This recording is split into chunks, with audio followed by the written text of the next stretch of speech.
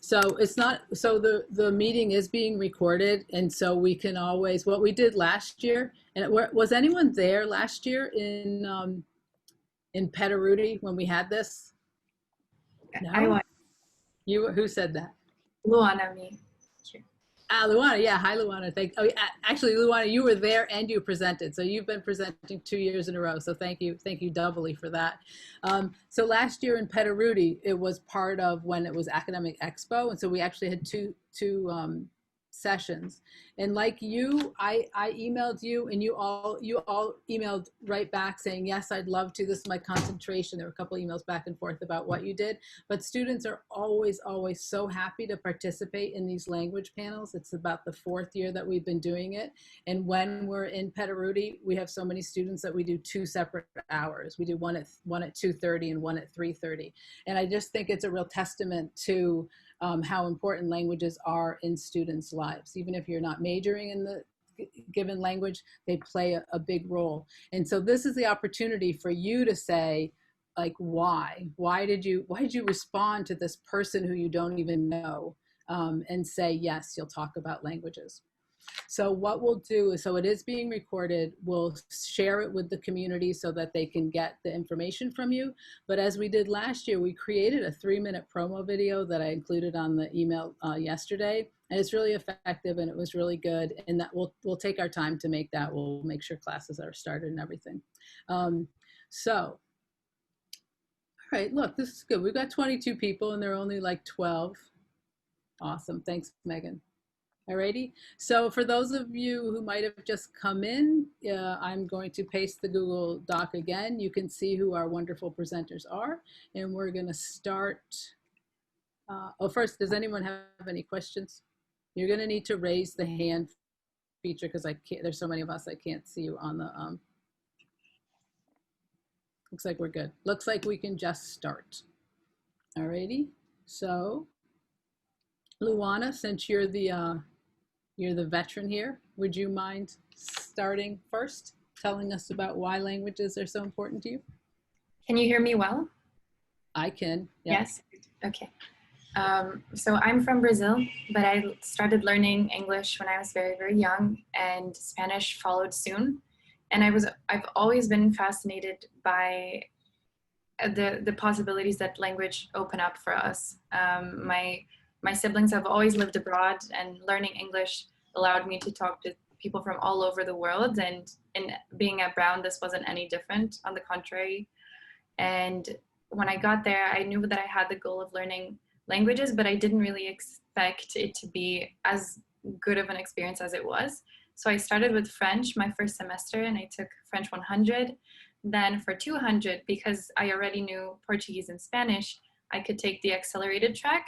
So then I went from 200 all the way to 600. So my first semester, sophomore year. And this was wonderful for me because I went from just knowing how to say bonjour to feeling comfortable speaking French with French people. And then through Brown, I learned about an opportunity to do an internship in Berlin. So I did that last summer. Not this one, last year. And then there I started learning German on my own because the internship was in English. And once coming back from Berlin, I took the placement test, and then I took 300 at Brown, and will likely take 500 this semester. So it was, the French was planned, but German wasn't really, but it turned out to be great. Yeah, this is a summary. Awesome. Yeah, that's it. Yeah, you can imagine how you just like recap your whole life in like 2 minutes. All righty, awesome, thank you. Can we hear from Joseph? Hey guys, can you hear me? Yes. Okay, I apologize. Joe. Okay. Yeah, Joe, Joseph, anything's fine. Mine might be a little long. Cut me off if you need to. I tried to cut it down, but I'm not concise. Okay. Okay, so hey everybody, my name's Joe. I studied modern Greek and Italian here at Brown, and I'm concentrating in English and Italian. And I just want to give a little bit of background on myself, my languages in general at Brown, and some of the experiences that being a Brown student in languages has permitted me. So first, like, I'm from rural northern New Jersey. I'm of Greek, Italian, and Irish descent, but I kind of like ignore the Irish part. So I just say Greek and Italian. So languages have always been a pretty important part of my upbringing. and my identity. And I come from a very linguistically motivated family. My mother speaks 5 languages. And my dad would always tell this joke. So I'm going to tell everyone here. So what do you call someone who speaks 3 languages? Trilingual. Like, what do you call someone who speaks 2 languages? Like, bilingual. And what do you call someone who speaks 1 language? An American. So very funny. So ironically, my dad is the only one in the family who only speaks 1 language, but he still loves to tell the joke. So I started out like my linguistic journey taking Greek school classes. With an old woman from my church. I'm Greek Orthodox, and that's how I started. We started playing bingo. I would recite verb conjugations, but I really had no idea what I was doing. And then we would go over the homework that I obviously did not do the week before. So my early Greek education did pretty much nothing for me. But I did have a few like insults down pat, because mostly from my big fat Greek wedding, not from my classes. But it wasn't until 7th grade where I legitimately started learning a language. I left my public middle school in exchange for a private school, and I chose French as my language, as my brother speaks French, my sister, and my mother. But a clerical error placed me in Italian instead. And my mother had just started taking like some local Italian lessons. And I was like, you know what? Like, I like being different. I like doing things no one else does. So I decided to stick with it. There were 4 kids in my class, and that's how I started my Italian journey. And since from 7th grade to senior year, I stuck with it, and I fell in love with the language. It's a language of beauty, like of culture, of art, of food, of theater, of opera, and I could go on, but I fell in love with the language. And when I got to Brown, I intended to continue with Italian, and that was pretty much it. I never intended to branch out further. And freshman year, I'm sure many of you freshmen might know, like I had to do a lottery. There were 3 slots to pick in, and I don't remember what I put for my first 2. But third, I put modern Greek, like mostly as a joke, also just like appease my mother, and also I just could not think of anything else to put as my 3rd language or my 3rd class. And like, of course, lo and behold, like I was placed in modern Greek. In retrospect, I probably should have known, but I decided to keep with it. And just for the semester, I never intended to continue past the semester, but every single year, every single semester, I just kept adding the next level into my cart. And I'm not really exactly sure why I did it. Greek is incredibly difficult, and it's only spoken in 1 country that I visit maybe once every few years. But something about like connecting back to my roots, speaking to my grandmother in her native language that none of the other grandchildren were ever able to do. But I think like the biggest thing about Greek for me was the people that I met in the department. It's an incredibly intimate department, and you get to know the professors and the classmates so intimately well. My professor became like less of a professor to me and more of like a personal friend and a confidant and a mentor. I've cried with her, I've laughed with her, anything in between. And that's what I want to recommend for any freshman out there, is to choose a niche language, because it really allows a student to have a very heightened personal relationship with that professor and with that department, and you won't necessarily find that in a larger class.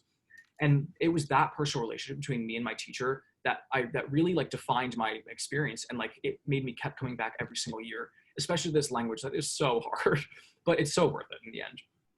And then the summer after my freshman year at Brown, the Greek department put me in contact with 2 students who had done this program called Heritage Greece. It's intended for American Greek students to travel back to Greece and study the Greek language while exploring the landscape of such a beautiful country. And the experience was like life-changing. It was a group of me and 30 college students were given a free month-long trip around Greece. We took language classes and culture classes at the American College of Greece. We were given all of our meals paid for, authentic Greek food. We attended cooking seminars by Food Network chefs. We went on yacht tours at the Aegean. We island hopped. We stayed in hotels. We drank a ton of wine, but don't tell anybody that. And the program is so great in connecting students with Greek Americans, with internships, with jobs. And this Department of Modern Greek at Brown like really connected me to this whole network that I didn't even know existed.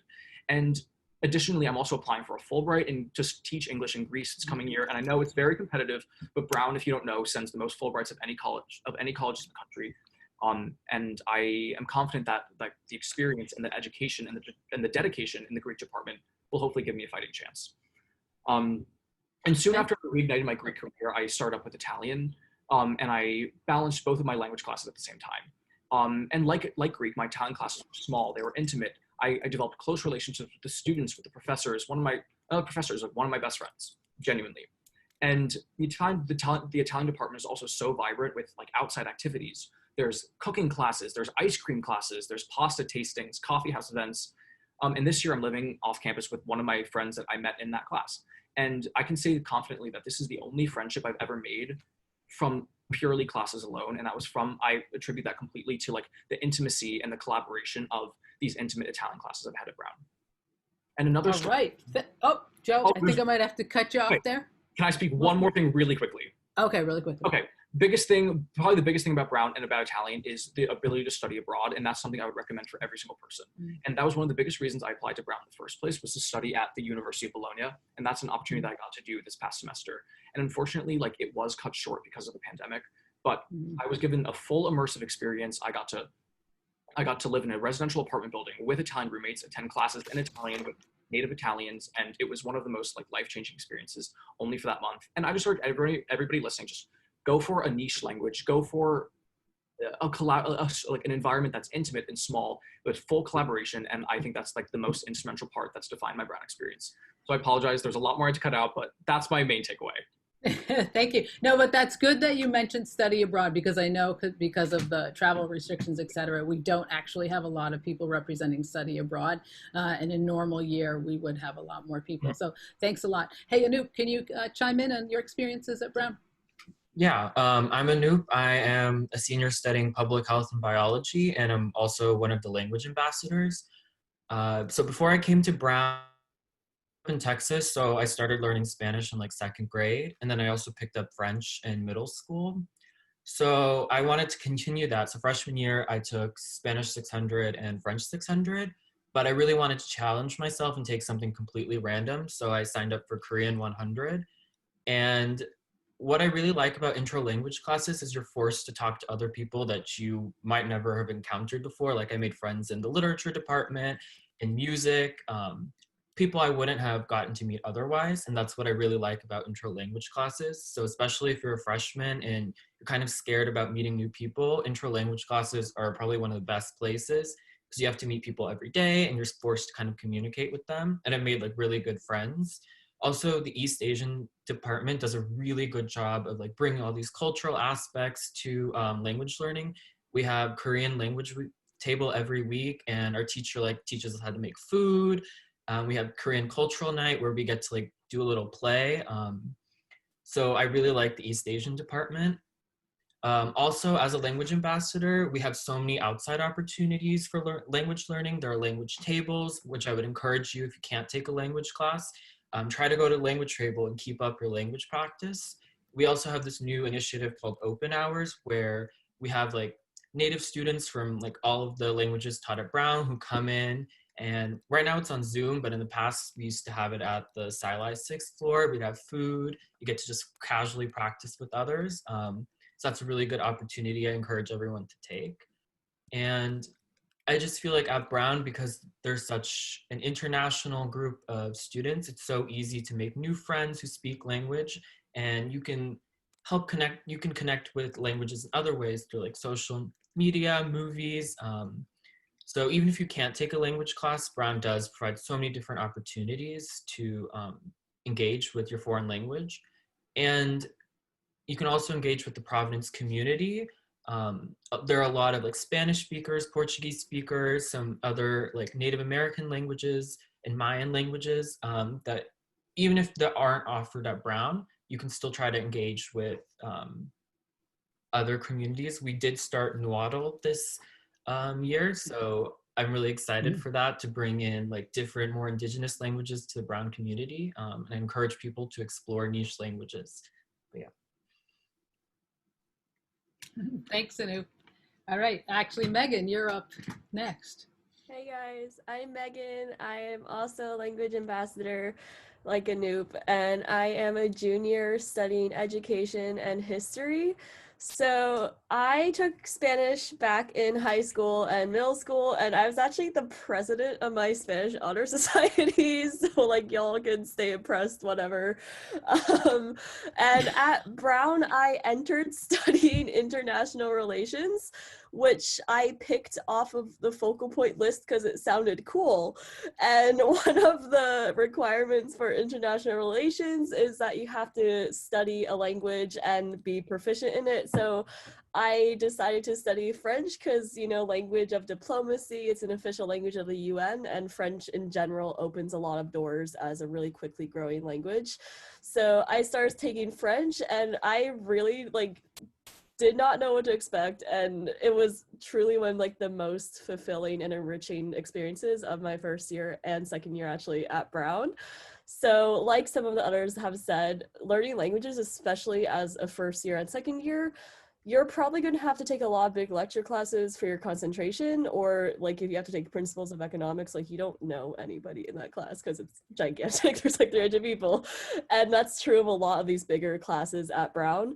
But taking languages, like the most amount of people you'll meet in a language class is like 15 to 18. And honestly, that's like 15 to 18 new friends right there, because like Anoop said, you kind of have to talk to everybody. Like a big part of learning language is practicing the speaking element.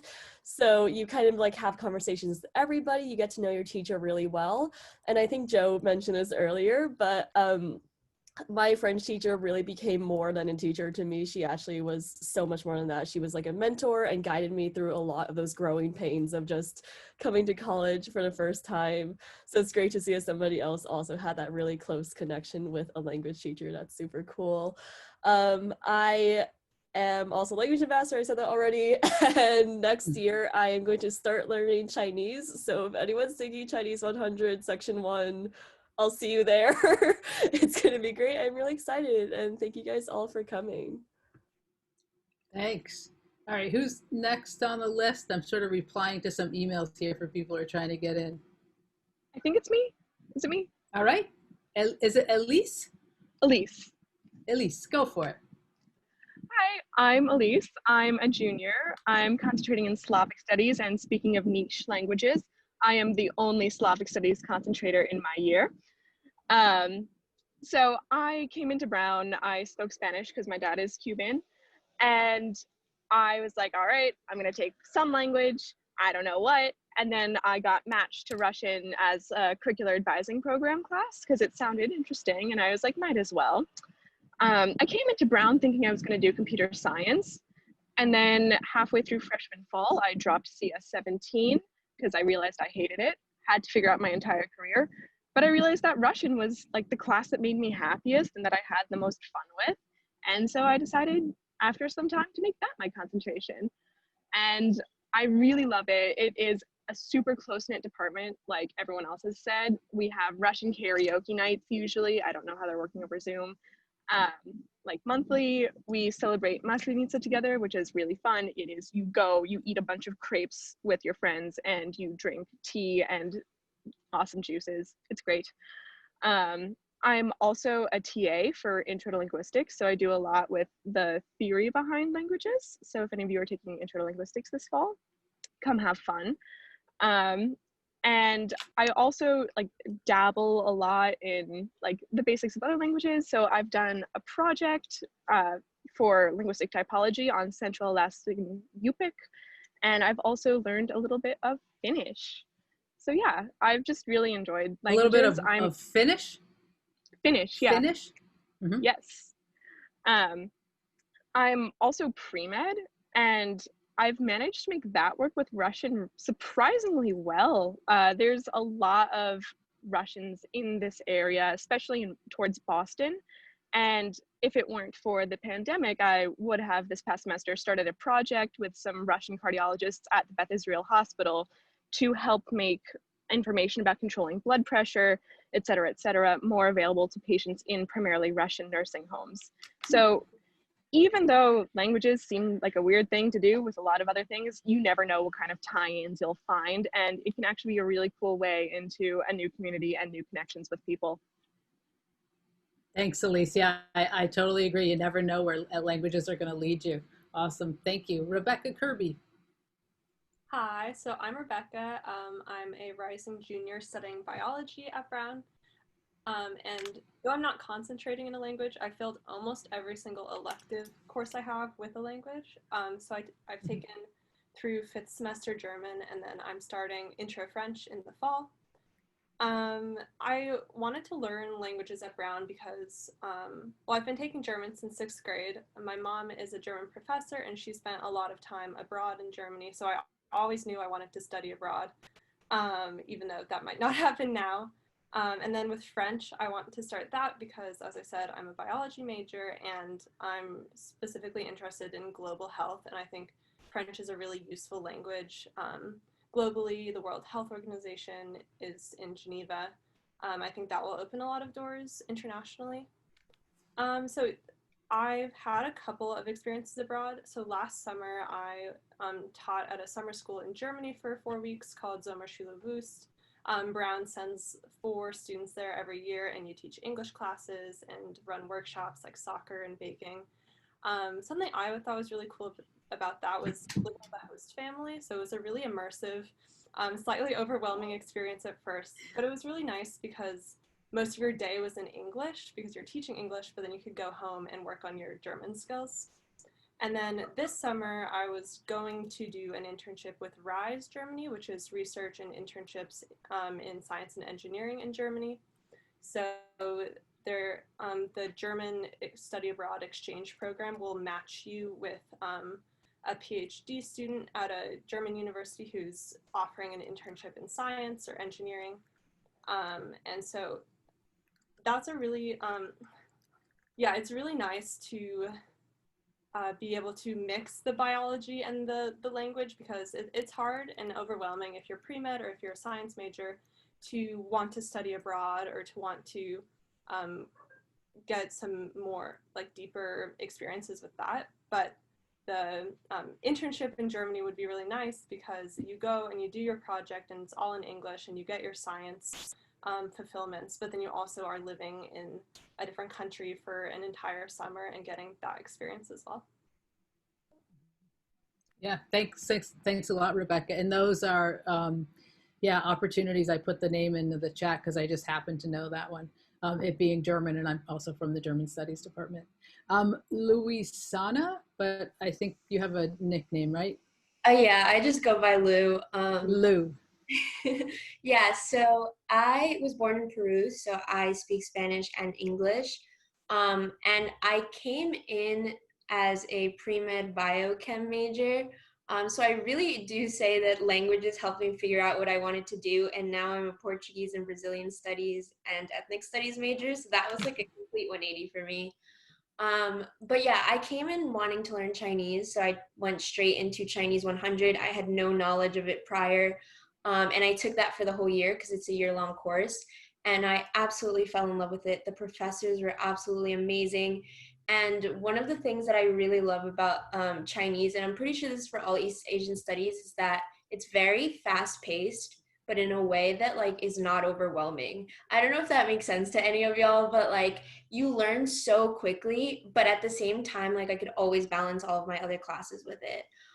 So I really, really love that. And after my first year, I was able to work abroad. I went to Shanghai, China, and I worked at a summer camp.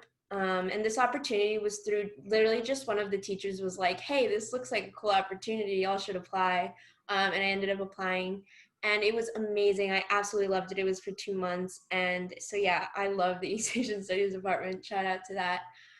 Besides that, I'm also take Portuguese at Brown.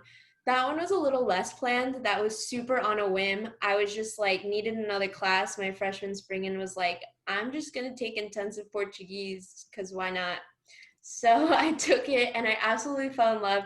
It sounds really hard because it's intensive and double credit, but like it was one of the most welcoming environments I've ever been in. And we learned so quickly. It was only 8 of us, so we all got super close. We all were so sad because a lot of them were seniors, so we were so sad to see each other, like say bye. But yeah, and I know all of y'all are gonna say this, but I vouch for my POBS department, which is Portuguese and Brazilian Studies, so hard. Like, oh my gosh, they are amazing. It's such a family, and we are so small, but we are just so like close, and we have such amazing classes. So yeah, like I would totally tell y'all to do that. I also TA for Spanish, if anyone has a question about the Spanish department, the Spanish department. But yeah, that's me. Thank you very much, Lou. Yeah, as you can see, I had to like very carefully try to find people to represent different languages because I know you all absolutely love the language that the department that you're affiliated with. All the language departments are excellent, so I'm glad we have representation from everybody. Jack, I saw you here. Oh, there you Yeah, hello everybody. My name's Jack. I'm a senior concentrating in Middle East Studies and History. And the 2 languages that I spent time in school learning, and still am, are German and Arabic. And so a little bit about me, I'm from Idaho. And so kind of cliche, I grew up working on farms from kind of an early age, where I was the only non-Latinx member of the farm crew. So Spanish kind of became critical. So I grew up speaking Spanish, and then I came to Brown. And at some point in high school, I had decided that I just wanted to learn Arabic. That was what I wanted to do. I wanted to study the Middle East and learn Arabic. And so I started here. I took Arabic 100 my very first semester at school, and then loved the department, like everyone said, and what we were just talking about. I'll vouch for the Arabic department, super hard. But after freshman year, I had gone with the State Department on a CLS scholarship to Morocco, which for the freshman people who are new to Brown, like, that was cool and something definitely worth looking into your freshman summer, in between freshman and sophomore year. A little bit about that. It's fully funded by the State Department. It's a homestay experience plus intensive language instruction in a bunch of different languages. They do it for Russian, they do it for Arabic, Korean. There's so many. I don't know them all, but yes, that was a wonderful experience. My mom is German. She's from Heidelberg, but then never taught my sister and I how to speak German, which was weird. But so I decided sophomore year that I wanted to learn German. And I'll also vouch for the German department. It is also wonderful, and it's been a lot of fun being part of that. And in terms of language classes at Brown, like everyone said, they are probably the most intimate class experience you'll get while at college. And there's a certain like sense of just loosey-goosiness that comes with language classes that you don't get as much with more rigid academic courses like seminars that might also be similarly sized, right? Mostly because you're all learning something new and you'll all be bad at it at certain points in time. And so it is a good humbling experience to be with 10 other people every day learning a language and constantly making mistakes around each other. So you become really close with your language class. And just something that I also wanted to touch on before I wrap up is by the time you sort of progress in your language career at Brown, something that I think and I found has been really helpful is using Arabic and to a lesser extent German, just because I am a Middle East studies major, in research for papers and projects and whatnot. Mostly being able to read sources in the language of whatever area you're studying. I suppose this pertains more to the humanities kids out there, is super helpful and has absolutely helped my research the last 2 years as I became more confident in Arabic. But yeah, learn languages. It is a very good time at Brown. So that's That's great. And yet someone else who doesn't just do one language at Brown, but does 2 languages at Brown. Thank you, Jack. Alexa. Hi, everyone. So my name is Alexa, and I'm a rising third-year student. I'm currently studying Portuguese and Brazilian studies alongside education. And I guess some background on me, I had a really negative experience in high school with language. And so that really took me off the path towards kind of wanting to learn a language. But on a whim, I found a curricular advising program course, which ended up being intensive Portuguese. That was my freshman fall semester, and fell in love with the course. Not to echo too much of what Lou said, but it's a wonderful course. I'm sure all of the other intensive language intro courses are also just as great. I've heard amazing things. And so from there, my advisor was in the Portuguese department, and I just kept taking courses. It evolved into concentrating, and I've loved every single course that is either inside of the department or outside of the department. I've had the pleasure of taking class with visiting professors from Brazil, and although it was taught in English, there were graduate students from Brazil or Portugal in the course, and so there was that kind of component where I could communicate with my professor and any graduate graduate student in the course as well in their native languages, which was super, super cool. And also, you know, just getting to pull sources, like Jack said, I believe, in the language that or the region, and the language that you're studying. And I also did the critical language scholarship program. Well, I kind of did. So I was going to go this summer and was super excited for it. And then unfortunately they had to cancel it because of COVID. Where were you going to go, Alexa? I was going to go to Florianopolis, Brazil. Uh-huh. So that was something that I was really excited with. You partner with the university and you essentially take a class that you can get credit for if you choose to do so. Mm-hmm. And I think Jack covered most of it, but it's a really great program, fully funded. And so now they're doing like a virtual version in the fall. And so I may take part in that as well, because they're offering that to those who missed out on the summer opportunity. But highly recommend in any language. You know, you'll end up going to places you may have never thought you would have gone. And I think that's basically it about me. With the double concentration coming in as a factor, Portuguese and Brazilian studies has a heavy emphasis on education. A lot of the courses are not just about language, and I think that's a really valuable part of the department. And also, like Lou said, there is just this very like family feel to being in that specific department, and I believe that that kind of is echoed across a lot of the smaller language departments. Yeah, and that's a little bit about me. Mm-hmm. That's great. Awesome. Thank you very much, Alexa. Dorian. So hello everyone, my name is Dorian. I'm French and Israeli, but I actually sort of grew up all over the place. So I grew up learning a lot of languages. I lived in Switzerland, France, New Jersey for a bit, and now I'm here. So I always had an emphasis on learning languages at home. I came to Brown as a Middle East. I wanted to learn Middle Eastern studies. So obviously Arabic was my first choice. I must say it was an amazing course, really outstanding. You meet every day, you have essays once a week, you have a lot of quizzes, a lot of tests, so it's highly demanding. But I must say that after 1 year of studying it, you really feel confident in it. And I say this as somebody who speaks a bit of German and is fluent in French and Hebrew. So it's really something amazing. And then I actually switched my major to computer science and economics. And then I couldn't balance computer science, math, economics, and Arabic all at once in a semester. So I had to actually pause Arabic and I took on Hebrew. So I'm fluent in Hebrew, I can speak it, but I learned it sort of on my own. So I couldn't really write or read. So I actually had a bit of a different Hebrew experience than most people, because I've been fluent in the class now. It's my second year. I took it my sophomore year and my junior year. So it's been a bit weird where I'm at the same level as people in terms of writing and reading, but I can speak fluently with the teacher. But once again, I would like to underline that the Hebrew department, and there's one professor, Oti, she's been really amazing.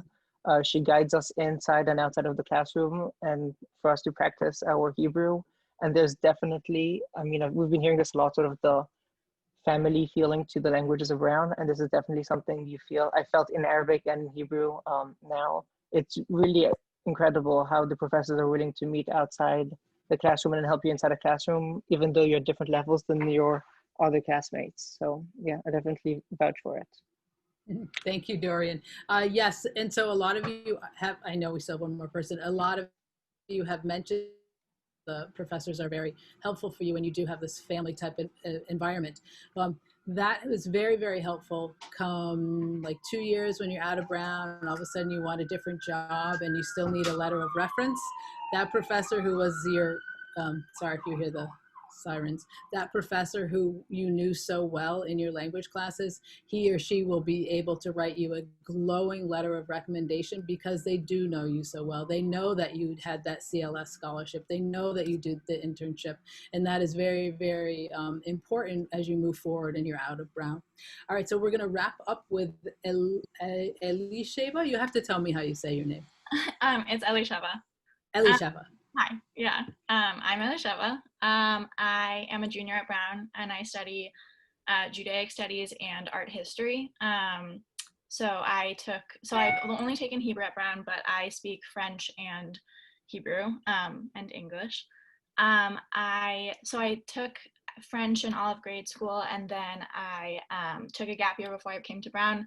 And so I lived in France for half of it, and I was doing volunteer farm work. There's this program called WOOF International, which is just like you go to different farms, and that was where I really solidified my French. And I was living in like very rural parts of southern France. So I wasn't with anyone who spoke English, so it was just like every day. It was 4 months of working on the farms, and it was just a great time. And then after I worked on the farms in France, I moved to Israel, which is when I I moved to Israel so that I could learn Hebrew, and then I worked on a kibbutz, which is like a sort of community farm, like a lot of different things. But I did a program that's called an ulpan, which is basically for new immigrants who are moving to the country so that they can quickly learn Hebrew in a solid way. So that was a 5-month program. So half the day was working. My job was in the factory with people who I didn't know and who didn't speak any English. So that was hard for the first couple months. But then I took Hebrew classes for the second half of the day for 5 months. So then after like a couple months of learning with those Hebrew classes, then I could start to talk to people who I worked with, which was great. And so that was like a really immersive program. And then I wanted to continue learning Hebrew when I got to Brown. So I started talking to Ruti, who Dorian was talking about. She's a really wonderful woman, and she was very welcoming. And I entered in the 300 level at Brown. And then I took 300, 400, and 500 with her, which was just a great experience. Like in the classroom, it was really nice to like be with them. It's a very intimate environment. Like obviously we're not fluent, so we're all sort of making fools of ourselves like when we start the language, and it's just like a really nice time and sort of like a built-in community right away, with people who you have like shared interests with and people who you're going to be talking to, and just like it's nice to look forward to that. And the 300 and 400 level were every day, which is different than every other class basically.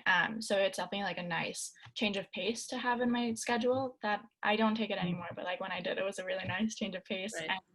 And just like a totally different part of your brain that you're using than in other classes. So it was like a different, I mean, it's challenging and it's just as challenging as other classes, but it's a different kind of challenging that was just like very refreshing to do and to have at Brown. And highly recommend Hebrew. I also took I shopped a few French classes. They were great.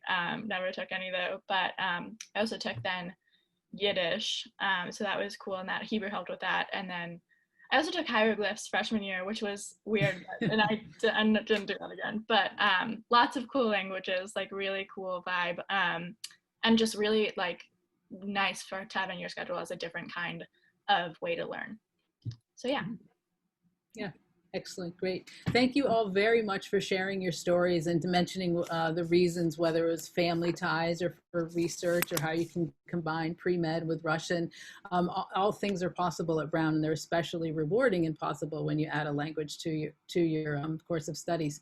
I know that we do have some visitors who weren't on the panel here in the Zoom. And if you have a question, can you unmute yourself or raise your hand?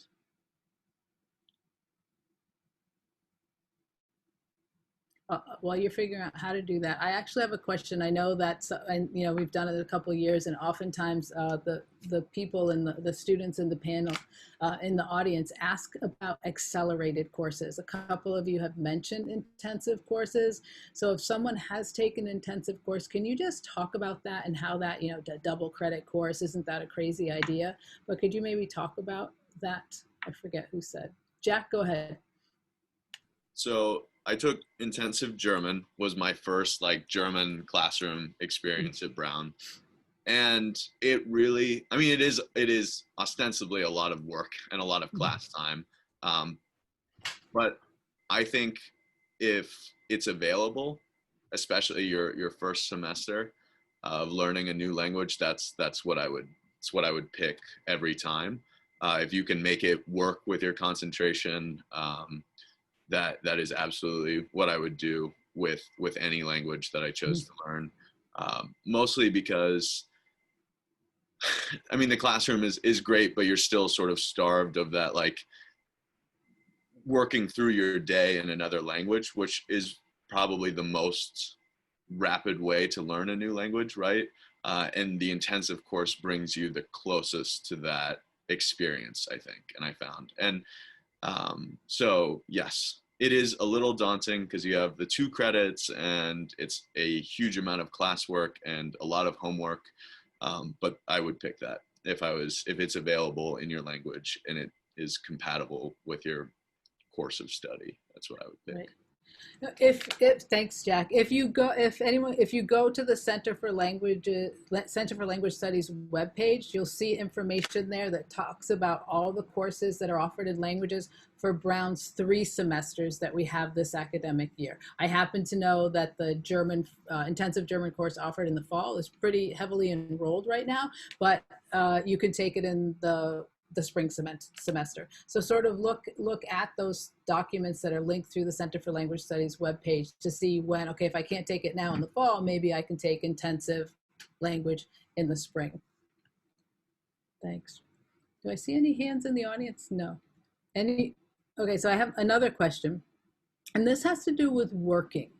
So is anyone, I know we have a language ambassador, I think, Lou, did you say you did you were tutoring for Spanish? Could you talk about how you use your language at Brown in as a job? Lou, why don't you talk about that? I happen to see you on the screen. Yeah, sure. So I TA for Spanish. Spanish was one of my first languages. And so we have a thing called Workday for any first years, and you could kind of like find jobs there at Brown. And a lot of different language departments look for TAs, so you can do whatever they kind of set you with the level that you are. So you don't have to be like perfectly fluent in order to be a TA, depending on the department. So yeah, I just applied to that. I got put into Spanish 600. And basically you're just like in there kind of getting them all to use the language, have conversations, stuff like that. So I definitely would recommend TAing if you know any language already or if you studied it for a few years. And also going off to work, talking about working, I did go to China over the summer to work as well. I mentioned that very briefly. And that is like one of the best experiences I've ever had. If you ever have the opportunity to work abroad, I would definitely take it. It sounds a little daunting, but you are there with other people and you always have each other's backs and you know a lot more than you think you know. Like I went in, I was like, I'm not going to survive a week, but I did a whole 2 months. So yeah, like just that. And also working in the language department is also like very chill. Just shout out to anyone who works for them. It's like very fun and like very like, I don't know, it doesn't feel like the most like hard job that you have crazy hours, you know, it's super manageable. Yeah. Mm-hmm. Thanks for that link, Megan. Did anyone else work in the language department? Yeah, if I could speak really quickly. Sure, Joe. The thing about Brown is we have these things called UTRAs, which are undergraduate teacher, undergraduate research awards. I don't know, something like that. But there are mostly people think about like Brown as a research institution, and mostly people think about research in terms like the scientific way, like medical research or lab research, something like that. But you really can do research in a language department. So I actually just got an email like 5 minutes ago that I got approved for an UTRA to do research in the modern Greek department. So I haven't started yet, but this coming fall, like I will be doing pedagogical teaching research. And I got a paid UTRA award to be able to do that. So it should be about 10 hours a week of research, and you get paid by the university, and it's a decent grant. So for anyone out there thinking like, oh, like I love languages, but I want to do research, and you really can do both. Like research isn't just limited just for STEM fields, something like that. And I also will be an incoming teaching assistant too, which is also a really good opportunity as well. Yeah, thanks, Joe. That's great. Thanks for reminding us about the UTRAs, and Megan kindly put it in the chat. That's awesome. I've also heard that the library, when they're doing some shelving and they've got their foreign language books, or they also like to have students there who have language skills. Any other opportunities besides UTRAs, TAs? Okay, so then I have another question. So has anyone done, and I think she's gone though, has anyone used the Career Lab to find an internship abroad in a foreign country? I can't see everybody, so just shout. Okay, so the Career Lab does have internships, and currently I know that's at Stockholm, Berlin, and somewhere in Israel, I think. But the Career Lab is good. Like, use those resources to reach out to alumni who live in the foreign countries who can help you. Look at, I think the deadline for the internships from the Career Lab is maybe January or February. So that's very helpful. And then there's another event that's awesome that takes place at MIT. You actually have to get up to Cambridge, or who knows, it's probably virtual now, but it's the MIT International Job Fair, which takes place in January. It's usually right as our semester starts, and they bring in a lot of employers who are based in other countries. And I've had students go up, you submit your resume early, and you go and you can have internships, you can have the interviews right there at MIT. That's a great, you just Google, like, Megan, maybe you can find it, MIT International Job Fair. So that's another way to like use your language. All right. Any other comments? Questions? I have a question, if I could ask. Hi, Jesse. Yeah. Hi, yeah.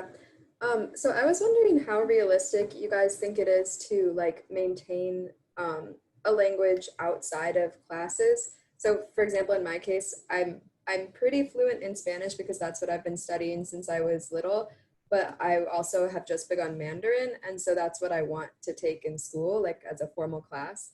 But then, of course, I don't want to forget all of my Spanish, but I'm hesitant to also take that because it would fill up my whole schedule, you know, half of it with languages, right as I'm starting out. So do you think that just between like TAing and going to language tables and stuff like that, it's realistic to keep up a second language without taking the class? I see a lot of nods in my window. Yeah, Brown has a lot of like opportunities to like keep up languages. Like, I use open hours to keep up my Spanish. Another thing that I found really helpful is asking your friends that speak the language to like text you or talk to you in that language, so you have someone that you interact with on a daily basis.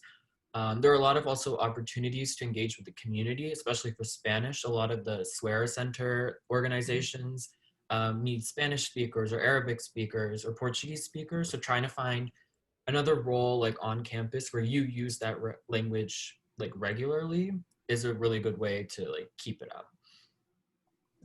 Just to quickly, If I could, Elise, go ahead. Oh, I was just gonna say, if I could just add in, like, there's also a lot of extracurriculars that use Spanish too. Like, I know Clínica Esperanza is one of them, where you can like use Spanish, help province community members who speak Spanish as their main language find healthcare in a primarily English-based healthcare system. And I know there are tons of other different options to like use Spanish and help the province community at once. So Swear Center is a good resource to look for options for that. Yep, I think Anoop, you wrote in, yeah, the Swear Center right there. Yep. Yeah, just to add on really quickly, I was just going to say, if you sign up for like listservs for different departments, you can also go to a lot of their events. And that's a good way to kind of get to know a lot of people in the department. It helps you just drop in at office hours or like meet a lot of grad students. So you could just like interact with them on a daily basis and use the language as well. Great. You know where the link to join the listservs is, or like how I would do that? I think it, sorry, Jane, if you know better, you probably know better than I do. So I know that, so for the language listserv, Megan, you are going to send out an email to this group of people, right? Or yeah, so I collected everyone's names to add to our languages listserv. And if you want to just look at all the listservs Brown has, you can go to listserv.brown.edu and subscribe yourself to listservs. I would recommend like having some in mind though, because there's a lot of lists and most of them are not active anymore. So you should probably have like a specific one in mind. Mm-hmm. And so my John shared with me yesterday a link for organizations at Brown, and it ended like it was brown.edu, but then it ended with IO. Does anyone have access to that link? And it showed all the organizations, and then you could choose like group, like culture, and then all of I felt like I was at a virtual that fair where all the student groups are there. Megan, do you know what it is? We'll send it. I'll send it to you, Megan, and then we'll send it out on the listserv. So that'll be great. All right, any final questions? We're sort of wrapping it up here. All right, you guys were awesome. Thank you very, very much for your willingness to talk about languages and for the various aspects that you addressed in talking about your language. And I wish you all the best as you brave the fall semester in this year of the COVID pandemic. So best of luck. Be in touch if you have any questions or anything. I really appreciate it. Thanks so much. Bye.